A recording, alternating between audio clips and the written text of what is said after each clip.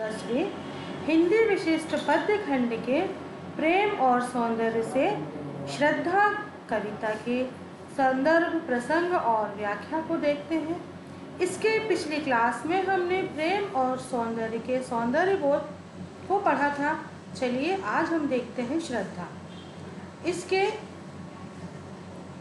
कवि हैं जयशंकर प्रसाद। इनका जीवन परिचय देखते हैं। जयशंकर प्रसाद जी का जन्म बनारस के सुंघनी साहू नाम से प्रसिद्ध एक प्रतिष्ठित वैश्य परिवार में सन 1889 ईस्वी में हुआ था। आपके पिता श्री देवी प्रसाद जी थे, जो स्वयं एक साहित्य प्रेमी थे। प्रसाद जी का बचपन दुखों में व्यतीत हुआ और बाल्यावस्था में ही उनके माता और पिता की मृत्यु हो गई और आपकी शिक्षा स्कूल में केवल 8वें क्लास तक ही हुई और 17 वर्ष की आयु में बड़े भाई का भी स्वर्गवास हो जाने के कारण परिवार के भरण पोषण का बोझ जयशंकर प्रसाद जी पर ही आ गया। प्रसाद जी को घर पर ही अंग्रेजी, हिंदू, उर्दू और संस्कृत की अच्छी शिक्षा मिली। इनका जीवन बड़ा संघर्षपूर्ण रहा। इन्हें अनेक पारिवारिक कठिनाइयों का सामना करना पड़ा और 15 नवंबर 1937 में आप सिर्फ 48 वर्ष की अवस्था में ही आपका निधन हो गया। आपकी रचनाएं हैं। आधुनिक हिंदी साहित्य में गौरव जी श्री जयशंकर प्रसाद जी ने कविता, नाटक, उपन्यास, कहानी आदि विविध विधाओं की श्रेष्ठ रचनाओं से हिंदी के साहित्य को समृद्ध किया और आपकी रचनाएं हैं कामायनी। कामायनी प्रसाद जी का एक प्रसिद्ध महाकाव्य है। बच्चों, आपकी परीक्षा में ये प्रश्न आता है, या सही जोड़ी देख लें या खाली स्थान देख लें या विकल्प कि कामायनी के रचयिता कौन है। तो कामायनी जयशंकर प्रसाद जी द्वारा रचित एक महाकाव्य है। इसमें कवि ने श्रद्धा और मनु के माध्यम से मानव जीवन के विकास की पौराणिक गाथा प्रस्तुत की है। और दूसरा झरना में प्रसाद जी के छायावादी कवि रूप का परिचय मिलता है। इसमें प्रेम और सौंदर्य की भावनाओं के साथ प्रकृति का मोहक चित्रण किया है। तीसरी रचना है लहर। इसमें छायावादी प्रवृत्ति का पूर्णतम रूप मिलता है। और चौथा है आंसू, पांचवा चित्राधार, छठवां है कानन कुसुम, प्रेम पथिक, करुणालय आदि प्रसाद जी की अन्य काव्य कृतियां हैं। इनके अतिरिक्त चंद्रगुप्त, स्कंदगुप्त, ध्रुव स्वामिनी नाटक, आकाशदीप, छाया कहानी तथा कंकाल, तितली उपन्यास आदि इनकी गद्य रचनाएं हैं। आपकी काव्यगत विशेषताओं में भाव पक्ष। जयशंकर प्रसाद जी के काव्य का भाव क्षेत्र व्यापक है। प्रेम, सौंदर्य, रहस्य, भावना, राष्ट्रीयता, नारी के प्रति सहानुभूति आदि कितने आयाम आपके काव्य के भाव संसार में हैं। इनके काव्य के मूल तत्व प्रेम और सौंदर्य में वासना के विपरीत त्याग, उदात्तता की प्रधानता है। आपने विराट सत्ता की रहस्यमयता का अपूर्व अंकन किया है। इनका काव्य राष्ट्रीय भावनाओं से ओतप्रोत है। इनकी संस्कृति के प्रति गहरी आस्था रखने पर प्रसाद जी के काव्य में नारी के प्रति व्यापक सहानुभूतिपूर्ण भाव स्पष्ट हुआ है। कला पक्ष। जयशंकर प्रसाद का प्रथम काव्य संग्रह चित्राधार ब्रज भाषा में रचित है। इसके पश्चात समस्त काव्य की रचना शुद्ध साहित्यिक एवं परिष्कृत खड़ी बोली में हुई। आपकी भाषा में तत्सम शब्दों की प्रधानता, खड़ी बोली में लालित्य एवं माधुर्य का समावेश कराने का श्रेय प्रसाद जी को ही जाता है। आपका कला पक्ष या भाषा शैली। जयशंकर प्रसाद का प्रथम काव्य संग्रह चित्राधार ब्रज भाषा में रचित है और प्रसाद जी ने काव्य रचना का प्रारंभ सवैया एवं कवित्व छंदों से किया। आगे चलकर आपने गीति शैली आदि में काव्य की रचना की और साहित्य में स्थान। छायावाद के जनक जयशंकर प्रसाद का स्थान हिंदी साहित्य के आधुनिक रचनाकारों में सर्वोपरि माना जाता है। आधुनिक काव्य को उत्कर्ष पर पहुंचाने का श्रेय प्रसाद जी को जाता है।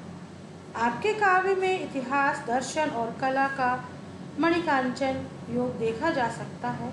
कामायनी जैसे उत्कृष्ट रचना से प्रसाद जी ने हिंदी साहित्य की गरिमा की वृद्धि की है। निश्चय ही प्रसाद जी हिंदी साहित्य की अविस्मरणीय विभूति हैं।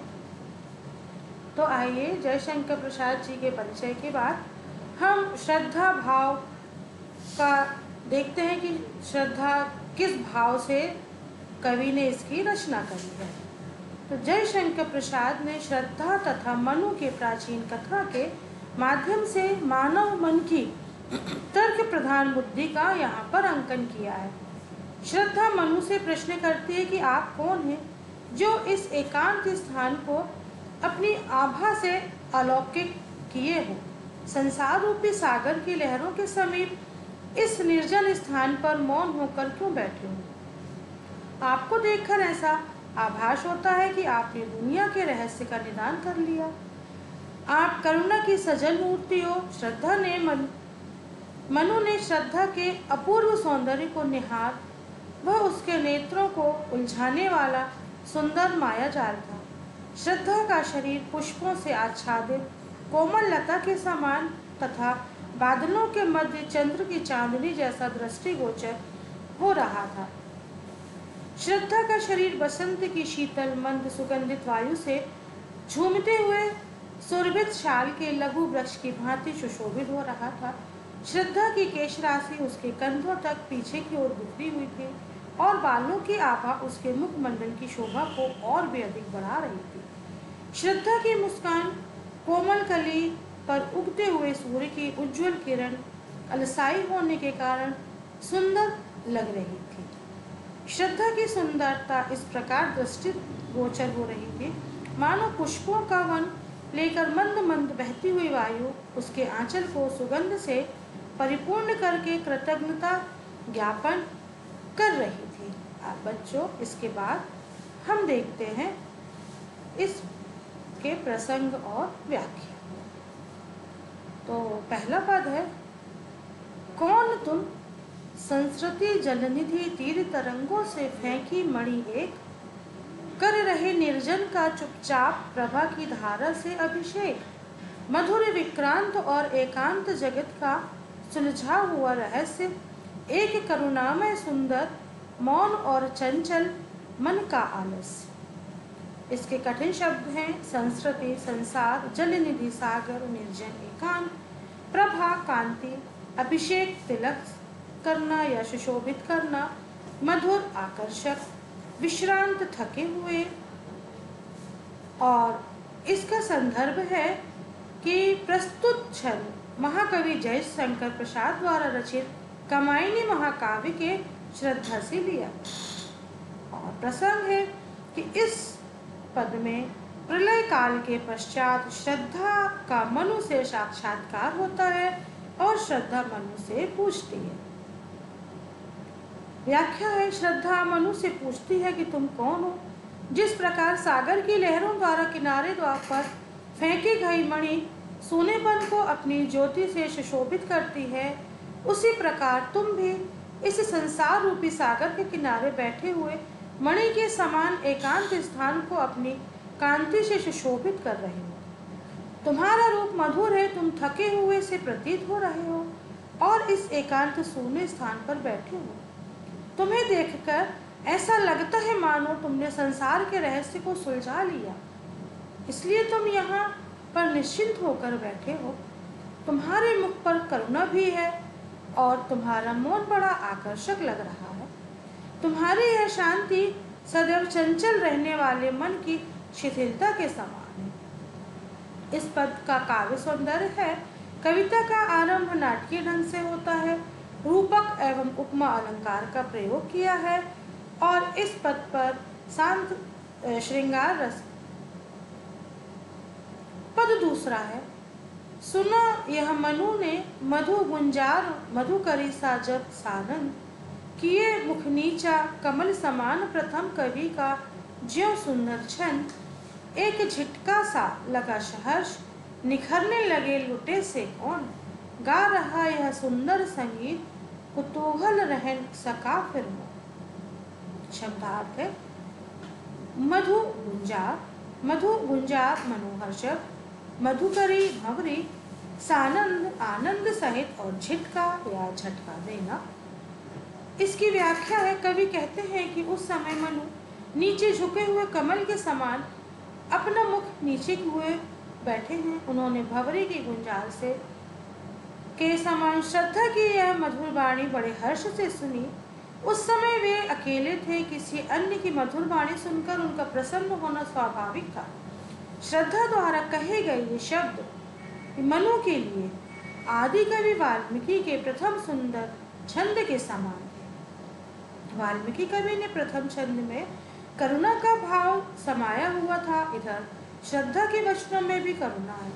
श्रद्धा की वाणी सुनते ही मनु को एक झटका सा लगा और वे मोहित होकर यह देखने लगे कि कौन यह संगीत से मधुर वचन कह रहा है।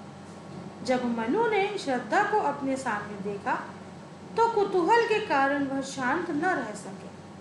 विशेष अनुप्रास एवं उपमा अलंकार का प्रयोग और खड़ी बोली का प्रयोग किया गया है। अब है पद 3। और देखा वह सुंदर दृश्य नयन का इंद्रजाल अभिराम, कुसुम वैभव से लता समान चंद्रिका से लिपटा घनश्याम। हृदय की अनुकृति बाह्य उदार, एक लंबी काया उन्मुक्त, मधु पवन क्रीड़ित ज्यों शिशुशाल, सुशोभित हो सौरभ संयुक्त। शब्दार्थ इंद्रजाल जादू, अभिराम सुंदर, कुसुम वैभव फलों का ऐश्वर्य, चंद्रिका चांदनी, घनश्याम काला बादल, अनुकृति अनुरूप, बाह्य देखने में उन्मुक्त स्वच्छंद और सौरभ संयुक्त सुगंध से युक्त। व्याख्या देखते हैं। कवि कहते हैं मनु ने वह सुंदर दृश्य देखा जो नेत्रों को जादू के समान मोहित कर लेने वाला था। श्रद्धा उस समय फूलों की शोभा से युक्त लता के समान लग रही थी। श्रद्धा चांदनी से घिरे हुए काले बादल के समान लग रही थी। श्रद्धा ने नीली खाल का वस्त्र पहन रखा था, इस कारण वह बादल के समान दिखाई दे रही थी, किंतु उसकी शारीरिक कांति उसके परिधान के बाहर भी जगमगा रही थी। श्रद्धा हृदय की उदार थी और उसी के अनुरूप वह देखने में भी उदार लग रही थी। उसका कद लंबा था और उससे स्वच्छंदता झलक रही थी। वायु के झोंकों में वह ऐसी लग रही थी मानो वसंत की वायु से हिलता हुआ कोई छोटा साल का पेड़ हो और वह सुगंध में डूबा हुआ। विशेष श्रद्धा के अनुपम सौंदर्य का वर्णन किया और खड़ी बोली का प्रयोग किया। अब है पद 4। मसूड़ गांधार देश के नील रोम वाले मेषों के चर्म ढक रहे थे उस वपु कांत वन, रहा था वह कोमल वर्ण, नील परिधान बीच सुकुमार, खुला रहा मृदुल अधखुला अंग, खिला ही ज्यों बिजली का फूल, मेघ वन बीच गुलाबी रंग। मृसण मतलब चिकने, गांधार देश कंधार देश जो अफगानिस्तान है, रोम रोए, मेष मेढ़ा, चर्म खाल वपु शरीर, कांत सुंदर, परिधान वस्त्र और मृदुल कोमल। इसकी व्याख्या देखते हैं कि कवि कहते हैं कि कंधार देश के रोए वाले मेढ़ों की कोमल खाल से उसका शरीर सुंदर शरीर ढका हुआ था। वही खाल उसका कोमल आवरण या उसका वस्त्र बन रहा था। उस नीले आवरण के बीच में उसका कोमल अंग दिखाई दे रहा था। ऐसा लग रहा था मानो मेघ वन के बीच से गुलाबी रंग का बिजली रूपी कोई फूल खिला हो। इसका काव्य सौंदर्य है। विशेषता श्रद्धा की वेशभूषा और सुंदरता का वर्णन और उत्तमा और उत्प्रेक्षा अलंकार का प्रयोग। पद 5। आज वह मुख पश्चिम के व्योम बीच जब गिरते हो घनश्याम, अरुण रवि मंडल उनको भेद दिखाई देता हो छविधाम, या कि नव इंद्र नील लघु श्रृंग फोड़कर धधक रही हो कान, एक लघु ज्वालामुखी अचेत माधवी रजनी के आश्रम।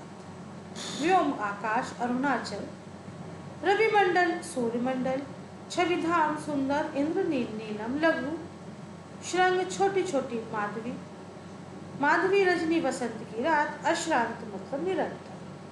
व्याख्या है कवि कहते हैं कि वह मुख ही बहुत सुंदर था। संध्या के समय पश्चिम दिशा में जब काले बादल आ रहे थे और सूर्य अस्त होने से पहले छिप जाता है, किंतु जब लाल सूर्य उन मेघों को चीर कर दिखाई देता है तो वह कितना सुंदर दिखता है। श्रद्धा के मुख का सौंदर्य भी वैसा ही था। श्रद्धा के मुख की सुंदरता का वर्णन करते हुए कवि कहते हैं कि नीलम की नन्ही सी चोटी हो और बसंत ऋतु की मधुर रात्रि में एक छोटा सा ज्वालामुखी उस नीलम की चोटी को फोड़कर धधक रहा हो। जैसी उनकी शोभा होगी वैसी ही शोभा श्रद्धा के मुख की थी। और विशेषता है, श्रद्धा द्वारा पहना गया वस्त्र नीला है, इस कारण नीले मेघों के बीच सूर्य की कल्पना की गई है और उत्प्रेक्षा अलंकार का प्रयोग किया गया। पद 6 वाचन करते हैं। घिर रहे थे घुंघराले बाल अंश अवलंबित मुख के पास, नील घन शावक से सुकुमार सुधा भरने को विदु के पास।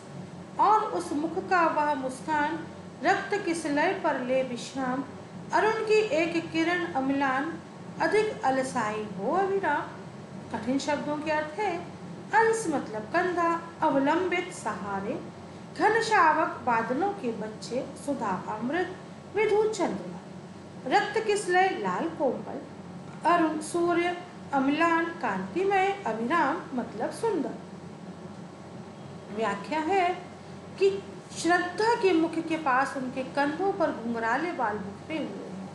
उन्हें देखकर ऐसा लग रहा था जैसे मेघों के बालक अर्थात छोटे छोटे बादल चंद्रमा के पास अमृत भरने के लिए आए हों। और श्रद्धा के मुख पर मुस्कुराहट ऐसी शोभायमान हो रही थी जैसे सूर्य की कांतिमान किरण लाल कोपलों पर विश्राम करके अलसा रही है। और इसका काव्य सौंदर्य, श्रद्धा के बाल नीले मेघों के समान है और श्रद्धा के ओंठ लाल कोपल के समान है। पद 7 नित्य यौवन छवि से ही दीप्त विश्व की करुण कामना मूर्ति, स्पर्श के आकर्षण से पूर्ण प्रकट करती ज्यों जड़ में स्फूर्ति, उषा की पहली लेखा कांत माधुरी सी भीगी भरमोर, मद भरी जैसे उठे सलज्ज भोर की तारक रुचि की ओर। यौवन की छवि, यौवन की शोभना, दीप्ति मतलब शोभित, करुण दयावान, कामना मूर्ति, इच्छा की मूर्ति। स्पर्शपूर्ण श्रद्धा को देखकर उसे स्पर्श करने की इच्छा होती थी। स्फूर्ति चेतना, मौद हर्ष, मद भरी मस्ती से भरी हुई भोर प्रातःकाल। इसकी व्याख्या है। कवि कहते हैं कि श्रद्धा अनंत यौवन की शोभा से दीप्त थी। वह संसार भर के सदैव इच्छा की मूर्ति थी। उसे देखकर ऐसा लगता था कि उसे स्पर्श कर ले और उसको देखकर स्पर्श करने की तीव्र इच्छा उत्पन्न होती थी। ऐसा लगता था मानो उसका सौंदर्य जड़ वस्तुओं से भी चेतना भर देता था। श्रद्धा उषा की पहली सुंदर किरण के समान है। उसमें माधुर्य, आनंद, मस्ती एवं लज्जा है। जिस प्रकार उषा की प्रथम किरण अंधकार को दूर करती हुई निकल जाती है, उसी प्रकार श्रद्धा के दर्शन से मनु के हृदय में छाया निराशा का अंधकार भी दूर होने लगता है। विशेष है, उषा की प्रथम किरण का मानवीकरण है और श्रद्धा को पाकर मनु की निराशा कुछ कम होने लगती है। उपमा और उत्प्रेक्षा अलंकार का प्रयोग है। पद 8 है।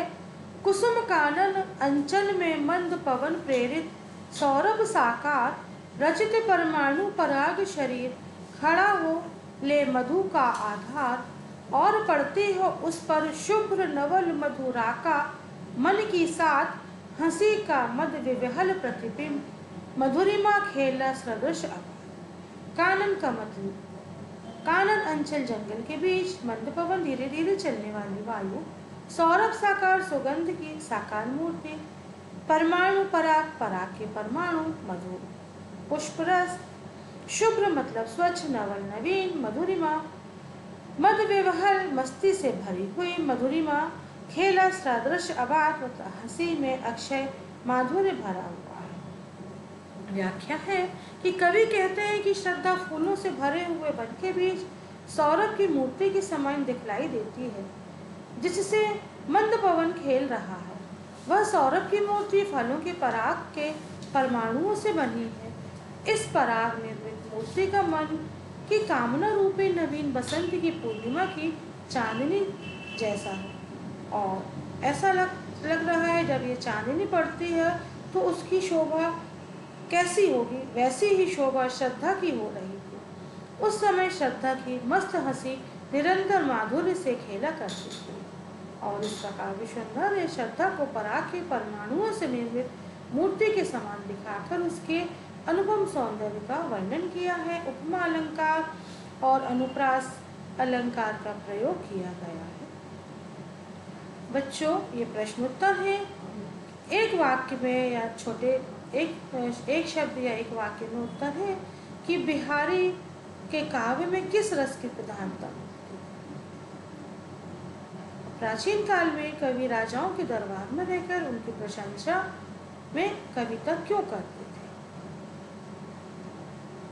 पहले पाठ का है कि बिहारी के काव्य में किस रस की प्रधानता मिलती है। उत्तर है श्रृंगार रस की प्रधानता। दूसरा प्रश्न है, प्राचीन काल में कवि राजाओं के दरबार में रहकर उनकी प्रशंसा क्यों करते थे। क्योंकि उनको अपनी आजीविका चलाना था, उनकी भरण पोषण करना रहता है। और श्रद्धा की मधुर वाणी सुनकर किसकी समाधि भंग हुई। मनु की। श्री कृष्ण के हृदय पर गुंजों की माला शोभा पा रही थी। ये सही जोड़ियां हैं। सत्य सत्य, रिक्त स्थान की पूर्ति। फिर है प्रश्नोत्तर, मनु को हर्ष मिश्र झटका सा क्यों लगा।